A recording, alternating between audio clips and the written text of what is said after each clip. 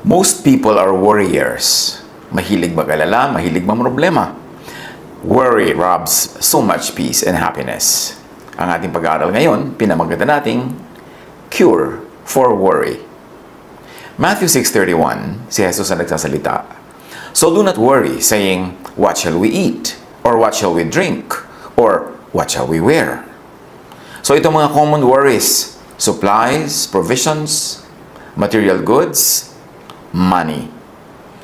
Madalas kasama rin ang worries about health, welfare or well-being, safety of oneself or of loved ones, fruitfulness, success, which translates also to provisions.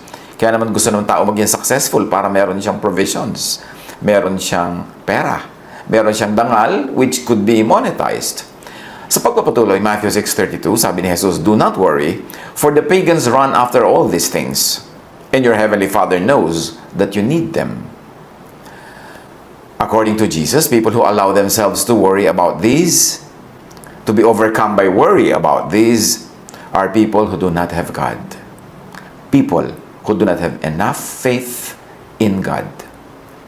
Sa pagpapatuloy, Matthew 6:33, imbes daw mag-alala, sabi ni Jesus, but seek first His kingdom and His righteousness, and all these things will be given to you as well.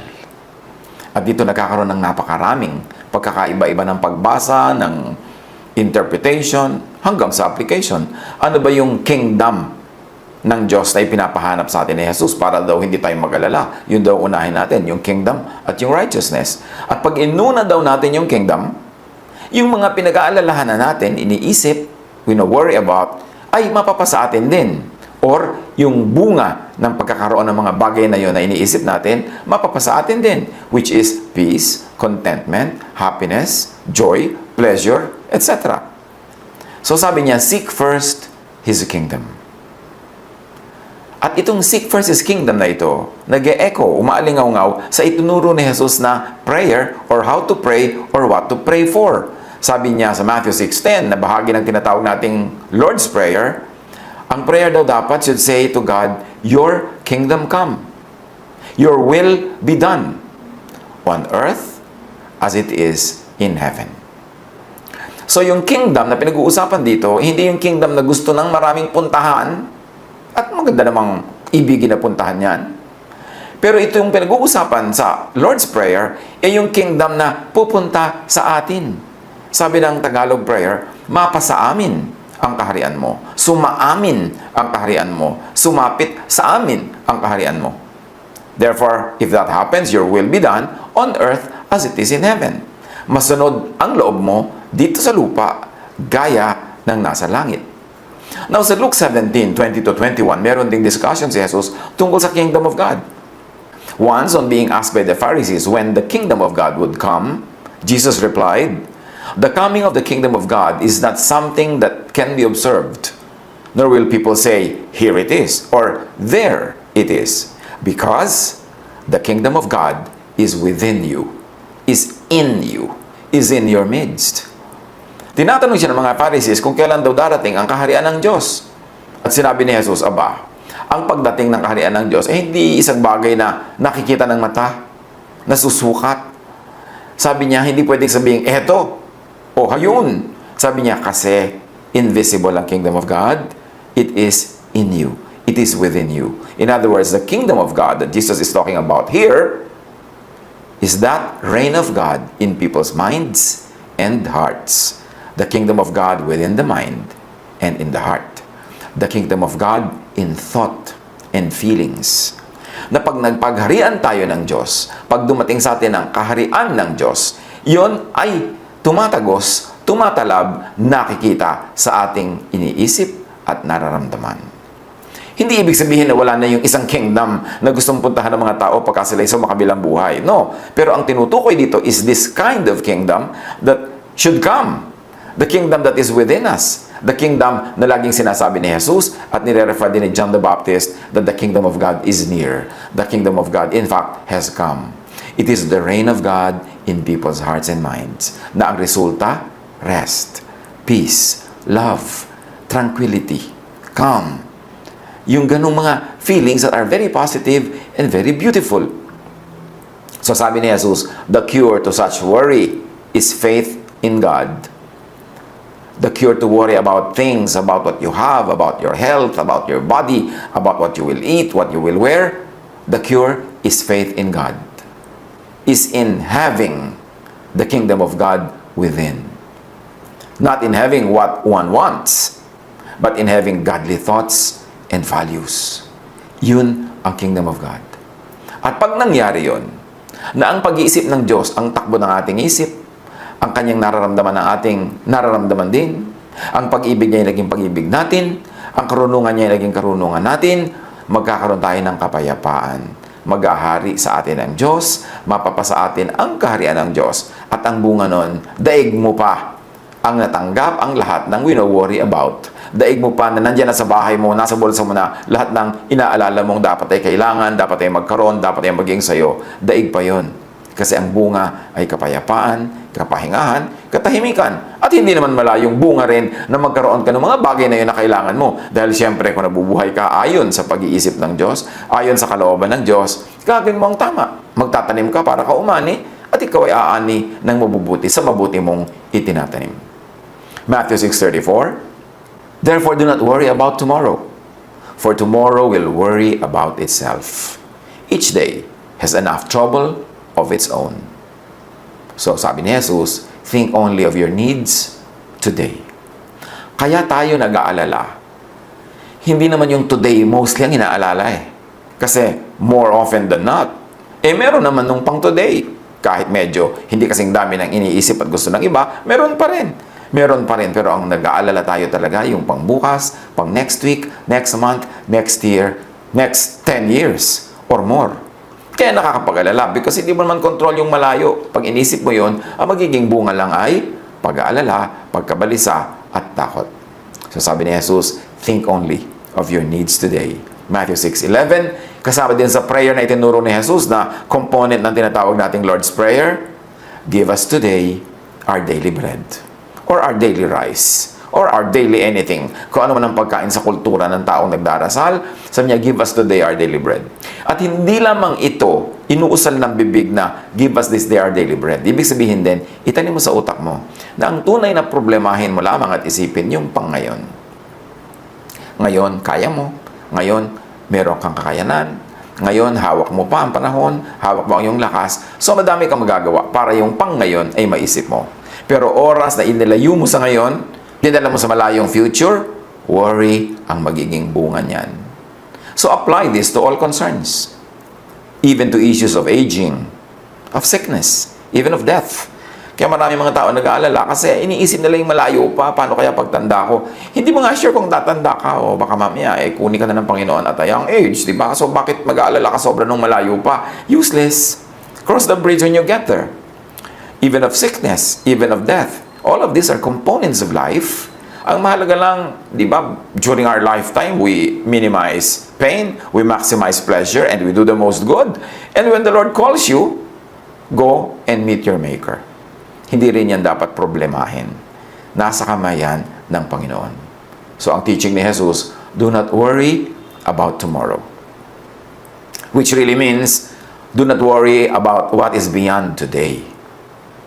The faraway future, your needs tomorrow. Why not? Because worrying doesn't help. Worrying brings fear. And fear brings hell into one's heart, tulad ng makikita natin sa ating illustration. If heaven is in the heart and mind, if the kingdom of God is within in the heart and mind, yung hell then can be in the heart and mind. This is not to discount that other hell that many people are fearing, that many people are teaching about, and many people are actually anticipating even. But that is not the topic of the hell in Jesus' teaching or the heaven in Jesus' teaching in this present lesson that we're taking up. That hell could be fear. Fear in the mind, fear in the heart, worry, anxiety, and all the accompanying negative feelings that go with that. So pwedeng maiwasan yan to go to hell by inviting the kingdom of God into your heart, into your mind, by not worrying. by doing the right thing, by planting the right plants and harvesting the right harvest at the right time, then we minimize space for worry. But we should take note that when we say do not worry, it doesn't mean do not prepare or plan for the future. It doesn't say do not plant. Of course, we plant to harvest. Do what is necessary to harvest. Do what is doable to have your provisions in the morning. Do good so that good will come back to you. Hindi ibig sabihin na pagka do not worry, hindi mo nagagawin yung mga bagay na yun. Because you never know who is watching when you're doing good. But definitely, you know that God is watching. And good deeds are always rewarded. Huwag mag-guilty that you want to be rewarded for your good deeds. Even sa Bible, sinasabi, a farmer plants with a prospect of harvest. The law of nature says that planting yields a harvest. The law of God says that because the law of nature is the law of God, planting yields a harvest. So plant and harvest. Instead of worrying, plant. Instead of worrying, do good. Invest in something. Invest in the soil. Invest in the industry. Invest in the economy. Invest in people. Invest in yourself. Invest in the future. But don't worry. Do what is practical. Do what is needed. But do not add worry to it. 2 Corinthians 9:6. Remember this. Whoever sows sparingly will also reap sparingly. And whoever sows generously will also reap generously. Ang nagtatanim ng konti, konti ang ani. Ang nagtatanim ng marami, marami ang ani. Generally speaking, syempre. Huwag naman pilosopohin na kung minsan nagtanim ka bumagyo, hindi ka umani. Kasi hindi naman yung rule, yun ang exception. Pero kadalasan talaga, pag nagtanim ka, ani ka. Gusto mong maraming anihin, marami ka itanim. Gusto mong pag dumating ang crisis, marami kang relaxation, marami ka dapat trabaho before the crisis. Marami kang savings, marami kang investment. Para pag dumating ang crisis, medyo relax ka lang. Sabi nga dun sa Proverbs 31 lady, she can laugh at the days to come kasi marami siyang tanim. Galatians 6:7, you cannot fool God, so don't make a fool of yourself. You will harvest what you plant. If you plant goodness, you harvest goodness. If they plant ingratitude, they will harvest its fruit. So kung anong tanim, siyang ani. Sa halip na mag-alala tungkol sa kinabukasan, magtanim. Sa halip na mag-alala tungkol sa iyong health kinabukasan, magtanim ka ng lahat possible things to do to maximize your health. Ngayon, sa kabila ng ginalawa mo, itinanim mo lahat-lahat, nagkaroon ka pa rin ng karamdaman, pasalamat ka dahil siguro kung wala kang ginawang tama, baka mas maaga kang nagkaroon ng karamdaman. Huwag mo sabihin, sayang naman yung ginawa ko, nagkaroon din pala ako ng karamdaman. Sayang naman yung pagtatanim ko, kakapusin din pala ako. Walang sayang na mabuting gawa. Kasi ha-harvestin mo yung tanim mo. Kaya nga siguro, ang tagal bago ka kinapos, dahil marami kang tanim. So, huwag mo panghihinayangan ng pagtatanim. Huwag kang manghihinayang na may ginawa ka mabuti. Kasi laging may result yon kahit invisible to the naked eye. So, magtanim. But after planting, do not overthink. Just take care of the plant. That should be enough. Nakakita ka na ba na nagtanim, tapos kinabukasan, hinuhukay-hukay niya yung buto para tingnan niya kung nagkakaroon na ba ng uga, tumutubo na ba yung dahon, masisira yung tanim mo. Do not overthink. Just do good and take care of your plant. Ecclesiastes 11:6. Sow your seed in the morning, and at evening let your hands be not idle. For you do not know which will succeed, whether this or that, or whether both will do equally well. Meron na namang katuruan dito sa Solomon sa atin kung paano malilesen ang ating worry. Nagwa-worry tayo, aling kayang hanap buhay ko ang kikita, aling puhunan ko ang tutubo, aling negosyo ko ang lalago. Sabi niya, mabuti pa, umagang-umaga pa, magtanim ka na para may nagawa ka na, maaga pa lang. At pagka dumadating ng hapon o gabi, huwag ka nang sobrang magpahinga agad ng ang aga-aga. Huwag kang magpatamad-tamad dyan. Meron ka pa dapat gawin with your hands. Meron ka pa dapat sideline. Meron ka pa dapat ibang main line. Meron ka pa ibang dapat nagagawin. Kasi hindi mo alam kung alin sa mga tanim mo ang pagpapalain, alin ang lalago, alin ang magdadala ng bunga. So, hindi mo alam kung itinanim mo kaninang umaga ay mamumunga. So, magtanim ka pa ng iba sa tanghali, iba sa hapon. May gawin ka pa dapat na iba. Pero, don't worry. Just do the maximum good. Kasi, dumadami ang iyong potential na humarvest also ng what is good. Just do not worry. Do not overthink. Ecclesiastes 11:4. Whoever watches the wind will not plant, Whoever looks at the clouds will not reap. Pagka daw lagi kang matatakutin, iniisip mo yung hangin, iniisip mo yung ulap, yung ulan, yung panahon, yung klima, lahat, yung trend ng market, ng prices, hindi ka na magtatanim, hindi ka na mag-i-invest, matatakot ka lang, wala kang gagawing mabuti. So sabihin ko nun, huwag kang masyadong mag-alala sa mga ganyan. Of course, use your common sense. Kung sobrang bagyong-bagyo today, di huwag kang ngayon magtanim. Bukas o sa makalawa, pag gumanda-ganda na ang takbo ng panahon. Pero hindi ibig sabihin na kada ihip ng hangin, kada sikat ng araw, at kada galaw ng buwan, ay matatakot ka. Kasi pag ganon, wala ka nang gagawin sa buhay. Matthew 6:27, ano daw napapala na nag-aalala? Sabi ni Jesus, can any one of you, by worrying, add a single hour to your life? Wala naman nga daw eh. Sa pag-aalala ba, kaya mong dagdagan kahit isang oras sa buhay mo? No. Nasa kamay yan ng nagbigay. Kung hindi mo nun pinroblema kung kailan ipapanganak, huwag mo rin problemahin kung kailan ka kukuhanin ng Panginoon at sa kabilang buhay. Both are in the hands of your Maker, of God, our Creator. Then, what can we do? Obviously, sa mga pinag-aaralan natin kanina pa, to lessen our worries, save. Dapat ang tao marunong mag-impok. Kung meron tayong tinanggap na pagpapala na higit sa pangangailangan natin today, dapat yon partly itabi as savings and partly ibigay sa mga karapat-dapat bigyan na nangangailangan, mga kapuspalad. Give them to the needy, to the weak and the poor, and give them to the deserving. Kaya sobra yon, hindi para lamang sa'yo. Meron kang dapat i-save para sa future mo at meron ka rin dapat i-share. Save. Dapat ang tao marunong mag-save. Lagi nga nating sinasabi, kung kaya, mag-save ng mag-save, yung computein mo kung magkano ang kailangan mong gastos para mabuhay. Halimbawa, hindi ka bigla nakapagtrabaho ng 6 na buwan, 1 taon, 2 taon, for whatever reason, tulad ng nangyari, nagkaroon ng lockdown, nagkaroon ng quarantine. So, may mga taong nawalan ng mga opportunity to work. Kung, nung panahon, na sila ay kumikita ng sobra. Ang pinag-uusapan natin yung mga kumita ng sobra, hindi yung kulang lagi araw-araw kasi syempre hindi naman sila pwede mag-save kung kulang. Pero yung nakaranas na sumobra naman ang kinita tapos hindi nag-save. Ngayon, ganitong panahon na hindi ka masyadong makakilos, wala ka masyadong income, kitang-kita mo ang kahalagahan ng savings. Para mga langgam na pagtag-araw, pagtag-ani, they work triple time para mag-ipon ng mga makakain sa kanilang mga bahay, kanilang mga lungga, para pag dumating ang tag-ulan, malaki ang baha, hindi nila kayang tawirin ng baha dahil ang liit-liit nila. So, nando lang sila na nanahimik sa bahay nila kasi meron silang kakainin.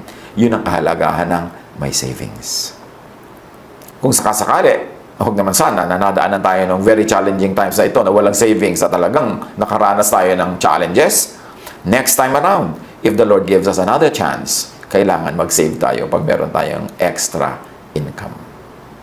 Then, of course, conserve. It is important to conserve.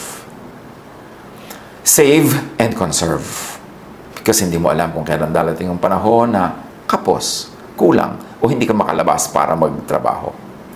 At sabi ni Jesus sa Matthew 6:33, yung sa pagwawakas ka ng kanyang katuroan tungkol sa do not worry, seek first His kingdom, meaning His thought, and His righteousness, meaning His deeds and works, like planting, doing good, and all these things will be given to you as well. Pag inuna mo na sumunod yung isip mo sa isip ng Diyos, sumunod ang katawan mo sa mga trabaho ng Diyos, mga trabaho ni Jesus, lahat daw ng pinag-aalala at iniisip natin automatically will be given to us.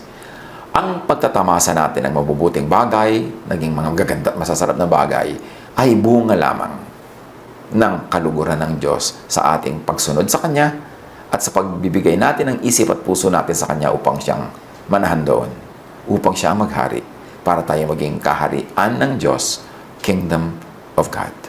That kingdom is not up there in the clouds. That kingdom is within us. Thinking, doing, working, all mean prayer. And God answers prayer. So pag ang isip mo ay nasa production, ang katawan mo ay nasa production, nagpe-pray ka nun kahit walang inuusal ang iyong bibig. Because thinking and doing and working are all forms of prayer. And God answers prayer. So when you think production, when you do production, when you think well, when you do well, you will harvest well. Because you're always praying. Pag tama, pag godly ang isip at gawa, There is no need to, and there is no room for worry. So punuin natin ang ating isip ng tamang thoughts. Let our hands be busy with mga tamang gawa. Let our feet be busy sa mga tamang dapat puntahan at panindigan. At pagka ganon, hindi natin kailangan mag-alala. Kasi Diyos na magbibigay ng automatic na result ng ginagawa nating tama at mabuti. Kung ginawa ito noon, mga tamang pag-iisip, dapat may harvest na ngayon. Kung walang harvest ngayon, at nawa, meron, pero kung sakasakaling wala, ibig sabihin hindi ito ginawa noon. So, pwede pang gawin. May pag-asa pa. The blessings of God is new every morning, at may hope tayo every morning, every hour, every minute. Gawin na ngayon ang tama para umani bukas. Huwag magsayang ng oras sa pag-alala, sa takot. Ubusin ang oras sa pag-iisip ng tama at mabuti, ng maganda, ng kapakipakinabang, to produce, to plant, to do good, and the harvest will be automatic. I-apply natin ito sa ating buhay. Iba't ibang aspeto ng buhay, iba't ibang hanap buhay, iba't ibang pamamaraan ng pamumuhay. Iba-iba lang ang details niyan, pero pareho lang yung outline niyan. Pareho lang yung pupuntahan. God wants us to have an abundant life. Sabi ni Jesus, I came that you might have life and have it to the full. Hindi kulang, hindi bawas-bawas, hindi bungi-bungi, full. Siya ang tubig ng buhay. Siya ang liwanag ng buhay. Siya ang ating dakilang pastol. Pag sinunod natin ay tinuturo ni Jesus. Pag naghari sa ating isip at puso ang kanyang kaisipan, ang magiging bunga, kagalakan, kapayapaan, at lahat ng productive fruits na kailangan natin sa ating buhay, matatamasa. Control the thoughts. Put them in the right place. Huwag isuko ang isip at puso sa negative thoughts. Kasi ang ating puso at isip ay para sa Diyos, para sa positive thoughts. Mag-isip. Suriin ang ating buhay nang malaman natin kung saan tayo may kulang para mapuno at ma-correct at mag-harvest tayo ng peace, ng rest, ng contentment at ng mga kailangan natin sa buhay. I-apply. Pagbulay-bulayan lagi. God bless us all.